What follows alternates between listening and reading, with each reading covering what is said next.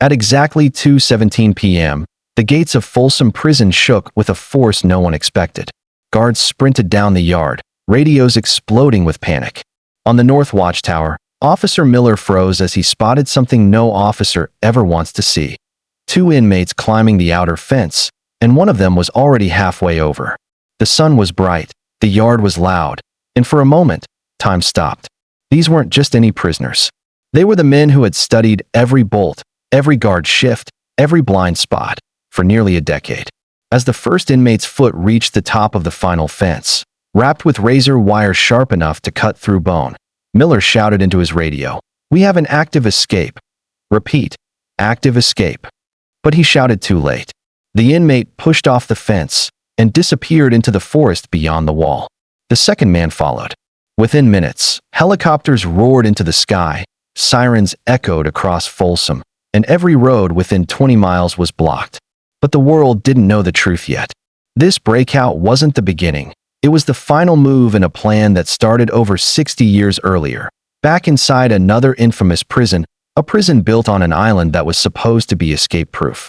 And the real question is, were these new escapees inspired by the most legendary breakout in American history, the escape from Alcatraz? Because the deeper investigators looked, the more shocking the answer became. Don't forget to like, subscribe, and turn on the notification bell. Long before Folsom faced its escape crisis, another prison shaped the way America understood danger, discipline, and impossible escapes. Alcatraz, a cold, gray rock sitting alone in the San Francisco Bay. The place the government used for the worst of the worst. From 1934 to 1963, the message was clear. You can enter Alcatraz, but no one leaves. Or so they believed. Inside its concrete walls, life was simple but brutal. Inmates woke up at 6:30 a.m., worked in silence, ate in silence, and walked the halls under the eyes of guards who trusted the prison's design more than their own judgment. Because Alcatraz was proudly built to be escape-proof, surrounded by freezing water, deadly currents, and some of the strongest tides in the United States. But even in a place built like a fortress, some men learned how to find the cracks. And one group of inmates, led by a quiet man named Frank Morris, began noticing things no one else paid attention to: a weak vent, a forgotten pipe tunnel, and a routine that never changed. To most prisoners, these were just part of daily life. To Morris, they were pieces of a blueprint. He didn't talk much. He didn't brag. He didn't argue. He watched, calculated, and studied. And when he finally spoke to the men he trusted, his plan was simple, quiet, and terrifying. They were going to escape Alcatraz. At first, it sounded impossible. The island was surrounded by icy water cold enough to shut the body down in minutes. The guards were strict. The walls were thick. And no one had ever succeeded. But Morris didn't share a dream. He shared a method. And when he showed the others what he had found, the tiny cracks in the cell walls, the pipes that led to dark passages, the unused roof space, they didn't see a prison anymore. They saw a map that could lead them off the island alive. And this was only the beginning. Because one night, deep inside the cell block, Morris took out a small homemade tool, crafted from a broken vacuum cleaner, a spoon, and sandpaper, and carved the first piece of the wall away. A piece no guard would notice. A piece that would change American history forever. Just as Morris stepped back to listen for approaching guards, the floor beneath the cell shook slightly. Someone else was digging too. Frank Morris paused, his breathing slow and controlled. The small shake he felt wasn't from a guard walking the tier. It was coming from the next cell, and it meant only one thing. Someone else was digging their way out too. He leaned closer to the vent he had been carving. Through the thin metal, he heard tiny scratches, sharp, rhythmic, steady. Not random, not panicked, focused, just like his. He whispered softly, "John, that you?" From the other side came a low voice, confident and calm. "Yeah, keep it quiet. They're doing count again." John and Clarence Anglin, two brothers from Georgia, were housed in cells right next to Morris. They were serving time for bank robberies, but what made them dangerous wasn't their crimes. It was their intelligence. They grew up working with their hands, building, fixing, repairing. They knew tools, they knew metal, and they knew how to stay patient. The brothers didn't start out planning to escape. But once Morris showed them the weak spots in the cell block, they understood they needed him, and Morris needed them. Together, they formed a team. Night after night, they chipped at the crumbling concrete around their vents, always stopping the second a guard's footsteps echoed down the tier. Every tiny chunk of wall they removed was hidden carefully inside Morris's folded blankets or flushed in the morning. It took time. It took silence. It took steel nerves. But it worked. Then one night, Morris pressed his tool against the last thin layer of concrete around the vent. With a gentle push, the weak wall cracked. A small piece fell forward, and for the first time, Morris could see into the dark service tunnel behind the cell. Cold air rushed into the room. The smell of rust and old pipes filled the space. It was real. It was open. They were one step closer. Meanwhile, the Anglin brothers were moving quickly. Their vents loosened, their tunnels expanding. Everything was going according to plan, until a problem they didn't expect hit them. Hard. During a nightly count, Officer Redding stopped at Morris's cell for a second longer than normal. He leaned in. He stared. He frowned. Morris didn't blink. Redding moved on. But Morris felt the danger rise in his chest. Something wasn't right. Redding wasn't suspicious yet, but he was the kind of guard who noticed everything, and he was getting closer to discovering what they had been doing. The next night, Morris whispered urgently through the vent, "We need to move faster." John Anglin replied, "We're trying, but the guards are walking earlier now." The pressure was building. If any officer saw the damaged vents, the entire plan would collapse. So the men created something clever, something no one had ever thought to try inside a maximum security prison. Fake vent covers. Built from cardboard. Painted with shoe polish. Darkened with soap and dust to match the walls perfectly. The next time guards walked past, the fake covers blended right in. They didn't even glance twice. With that problem solved, the men moved into the next phase. And this is when the plan truly became dangerous. They had to enter the tunnel, crawl through tight, dusty pipes, and reach the utility corridor above the cell block. A place no inmate was ever meant to see. One night, Morris climbed into the hole he had carved. He pulled himself through, slow, careful, silent. Inside the tunnel, everything was pitch black. It was cold. It was cramped. It felt like the walls were squeezing inward with every breath. He moved forward inch by inch until he reached a small platform above the cell block. Up there, he pulled out a light he'd made from a stolen battery and broken bulb. The faint glow lit up the pipes, dust, and rusted metal around him. He wasn't alone for long. John and Clarence joined him, crawling through their own vents one by one. Now 3 inmates stood in a hidden world above Alcatraz, a world where no guard ever looked, a world where a small mistake could send them falling to their deaths. But they didn't turn back, because Morris had already told them the truth. This island won't save us, and it won't stop us. The plan was working. The escape was becoming real. But as the 3 men prepared to climb deeper into the shadows above the prison, a loud clang echoed through the pipes. Someone else was up there, and whoever it was, wasn't part of their team. A single clang in a hidden tunnel. It was enough to freeze Morris in place. He held his breath. John and Clarence stopped mid-crawl. The sound echoed again, metal scraping against metal. Someone, or something, was moving above the ceiling tiles of the cell block. Morris whispered, "Stay quiet. Do not move." For a few long seconds, nothing happened. Then, a shadow shifted. A guard? Another inmate? Or something else? Morris risked a glance. A rat skittered across a support beam, knocking over a pipe. The men exhaled slowly, relief washing over them, but it didn't last long. They had been warned.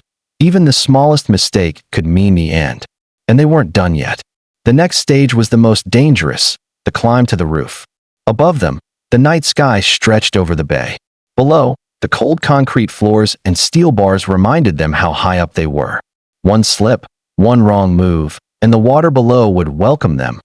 Icy, ruthless, and impossible to survive. Morris went first. He tested the beams, making sure they could hold his weight. Step by careful step, he made it to the edge of the roof. John and Clarence followed. And then the wind hit them. The strong San Francisco currents blew across the roof. They leaned against the wall, gripping the edges, eyes fixed on the dark waters below. For a moment, they all wondered, could they really survive this?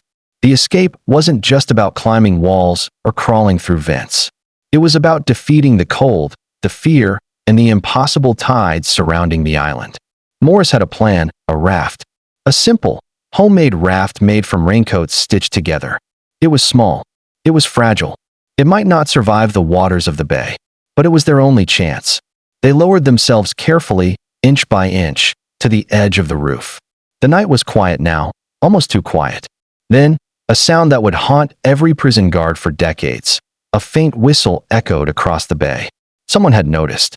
Someone had seen shadows moving across the roof. And far away, the foghorns of the San Francisco Bay began to wail. It was now or never. Morris and the Anglin brothers climbed onto the makeshift raft. They pushed it into the water, hearts pounding. The icy waves hit them instantly. But for a few fleeting moments, they felt free. Free. Until the water pulled them further into the darkness. Until the currents started to fight back. Until the night swallowed them whole. And that's when the question hit investigators decades later. Did they survive? Or did Alcatraz finally claim them? Decades after the shadows of Alcatraz faded into history, another prison faced a challenge no one expected.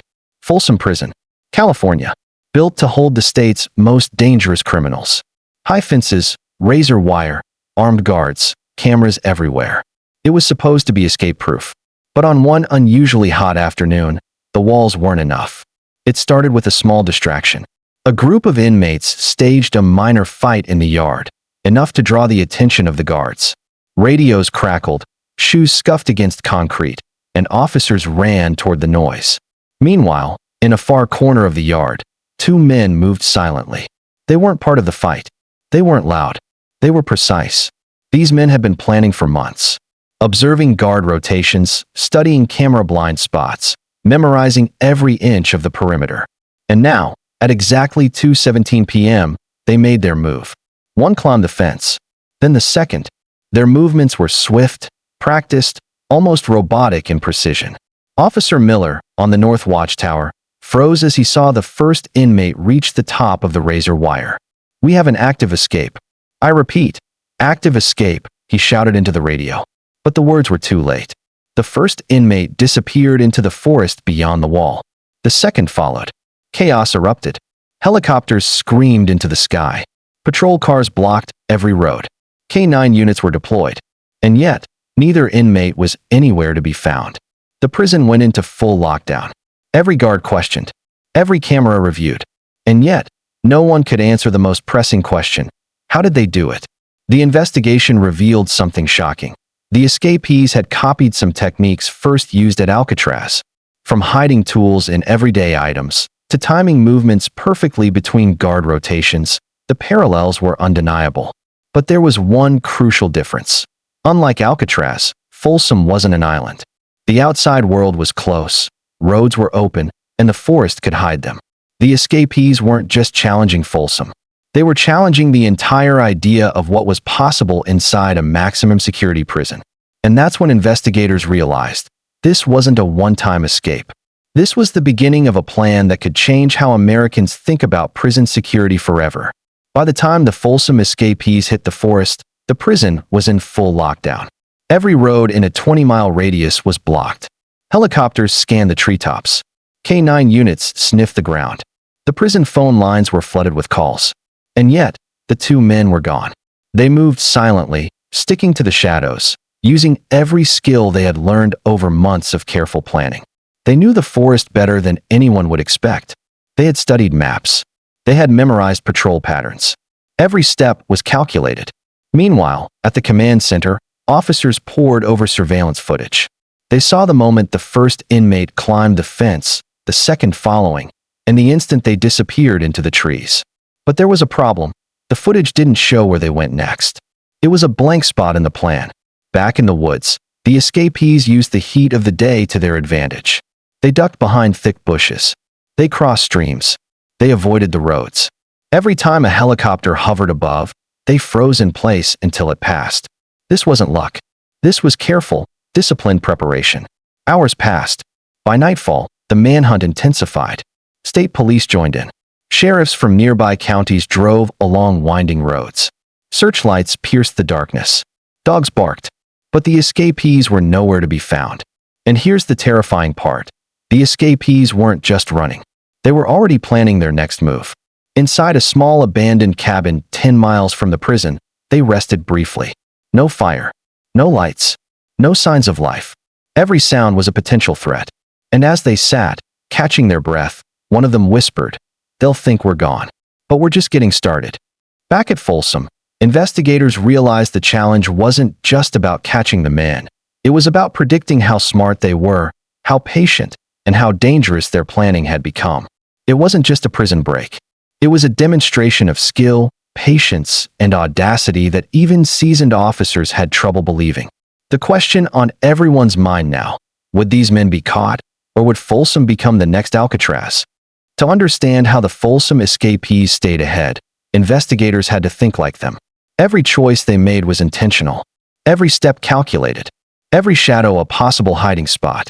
These weren't impulsive criminals. They were strategists. Step 1. Avoid attention. They moved mostly at night, resting during the day in hidden spots. They avoided roads, towns, and any sign of human activity. Even animals didn't betray them. They were careful enough to tread lightly.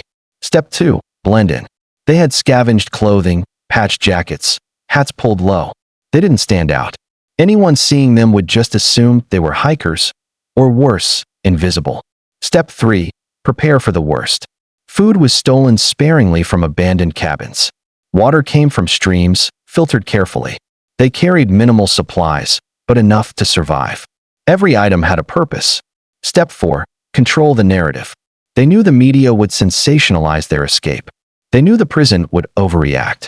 So they played with time, creating diversions, leaving traces that led investigators in circles. And most importantly, they had a mindset forged in prison: patience, observation, and the ability to stay calm under extreme pressure. They weren't just escaping Folsom. They were testing every assumption, every rule, every method law enforcement relied on. Meanwhile, back at Folsom, the tension was unbearable. Prison officials, sheriffs, and state police met in emergency strategy rooms. Every lead was analyzed, every trace tracked, but the escapees always seemed one step ahead. By the third day, the situation became clear. These men weren't just hiding. They were planning their next move. One officer, reviewing maps and sight lines, muttered, "It's like they're already outside our world." And they were. Out in the forest, the escapees paused one night on a ridge, looking at the glowing lights of Folsom in the distance. They could see the watchtowers, the perimeter fences, the alert sirens. And yet, they were beyond it. One of them whispered to the other, "Tomorrow, we disappear for good." By the fourth day after the escape, the Folsom manhunt had turned desperate. Helicopters scoured the skies. K-9 units ran tirelessly through the forest. Roadblocks blocked every exit. And yet, the escapees had vanished. Every lead ended in a dead end. Every tip from locals proved false. Even the most experienced trackers couldn't follow the trail. Investigators began to realize something chilling. These men weren't just hiding. They were disappearing entirely. Some footprints led to streams, only to vanish as if the men had stepped into thin air. Some abandoned shelters suggested they were near, but when officers arrived, the escapees were gone. It was as if the forest itself was swallowing them. Authorities were forced to rethink everything. The men had anticipated the search patterns. They had predicted where law enforcement would look first and deliberately went elsewhere. It was a game of chess, and the escapees had been studying the board for months. Even the smallest mistakes could have ended their freedom, but they hadn't made any. Every step was calculated, every hideout carefully chosen. Meanwhile, the public watched in disbelief. News outlets sensationalized the escape. 2 dangerous Folsom inmates still at large. How did they disappear? Experts say it's impossible to survive this long on the run. Yet, in the shadows of the forest, the escapees moved silently. They avoided towns, highways, and anyone who might recognize them. They were no longer just fugitives. They were ghosts in the night. And here's the chilling part. Every law enforcement resource in California was stretched thin. Roadblocks, checkpoints, patrols, all futile. The men had done more than escape Folsom. They had exposed the limits of the prison system itself. But while the authorities scrambled, the escapees weren't celebrating. They had another goal. A goal that could either secure their freedom forever or end in disaster. The question lingered. Where would they go next? And how far would they push the limits of the law and themselves to survive? By now, The Folsom escapees had learned one undeniable truth. Survival meant planning, patience, and absolute caution. They weren't just running aimlessly. They had a destination in mind, somewhere far from Folsom, far from the law, a place where no one would think to look. But the plan was risky. They needed supplies. They needed transportation. They needed to stay completely invisible. Every move had to be precise. Step 1. Food and water.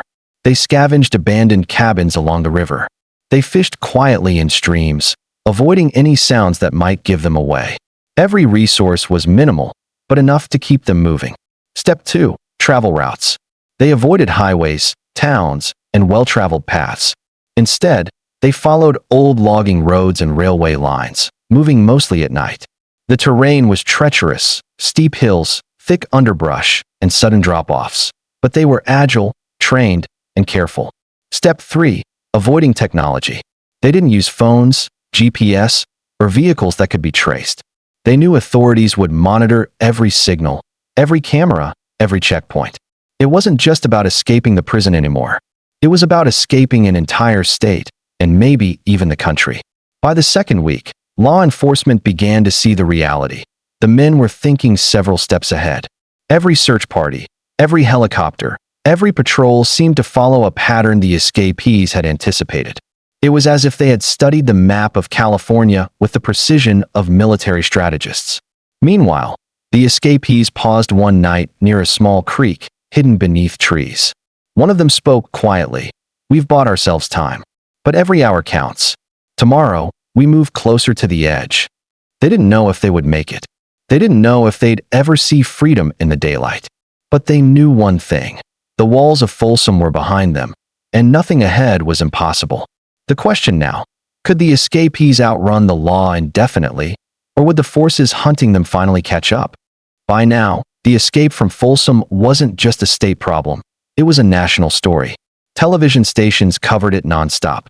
Folsom inmates still at large. How did two men vanish from maximum security? Law enforcement scrambles across California. Every local sheriff, highway patrol, and federal agent was on high alert. Roadblocks multiplied.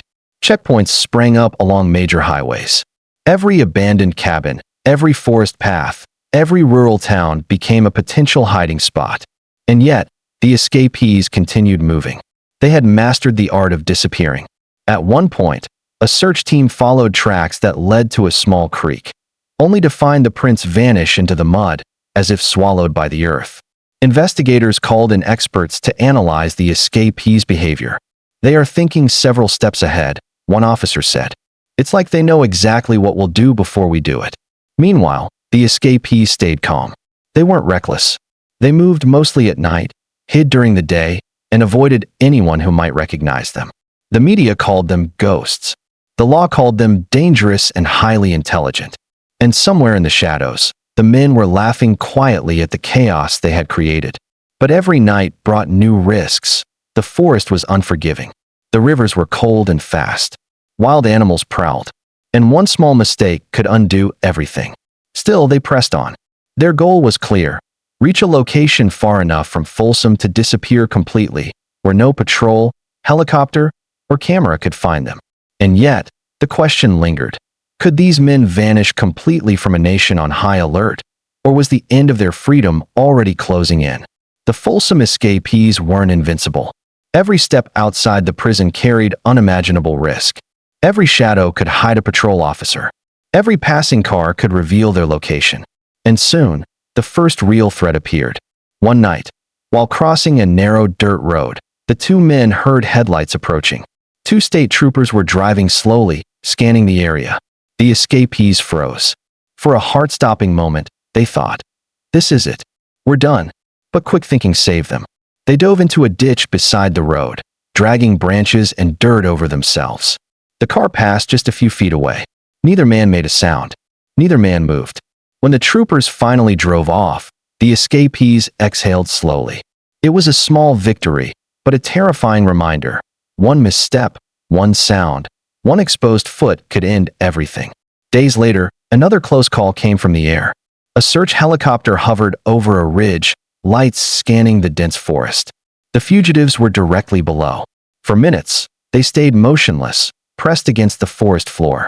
The helicopter's spotlight passed just feet away. It was another miracle, and another lesson in patience. Every close call reinforced the reality. This wasn't just a physical test, it was mental.